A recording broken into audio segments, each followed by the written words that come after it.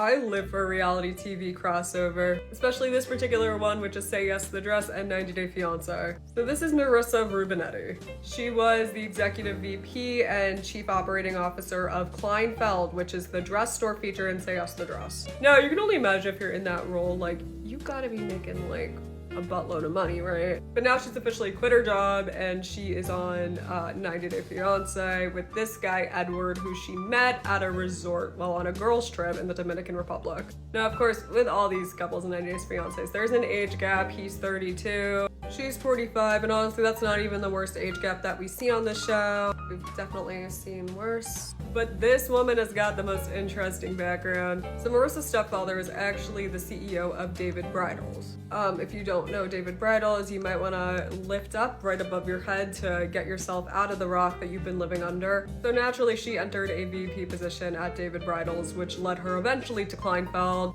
Don't you just love nepotism? Isn't it like your favorite thing in the entire world? And she really seemed to be loved at Kleinfeld. Like, her going away party was massive. I did go to this woman's Facebook and then scroll all the way back to like 2017 because I had nothing better to do. And this is the weird part. When I like looked further into this woman, she lives in Pennsylvania but then worked in New York at Kleinfeld. How do you do that?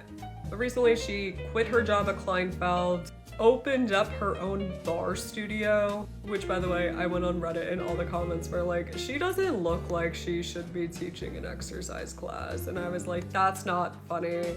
But I figured that I would share it with all of you. Anyway, so during her time on 90 Day Fiancé, it came out that Marissa is broke. But it's like, she's not broke, okay? She's like rich people broke, meaning she can no longer buy a Birkin, but she can buy a Constance, you know, that kind of broke.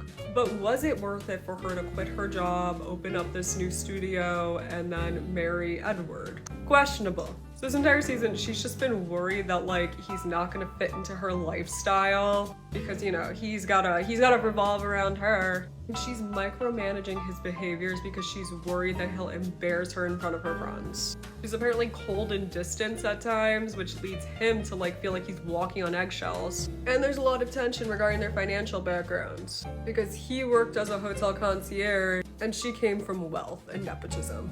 Oh, to make it even worse, she's got kids. Dude, they always have kids in this and the kids never want this. As an example of their relationship, when she was originally giving him the tour of her house, she was like, this is my bathroom. And listen, this is a really big privilege because I didn't even let my ex-husband use this bathroom with me and I'm gonna let you share it with me.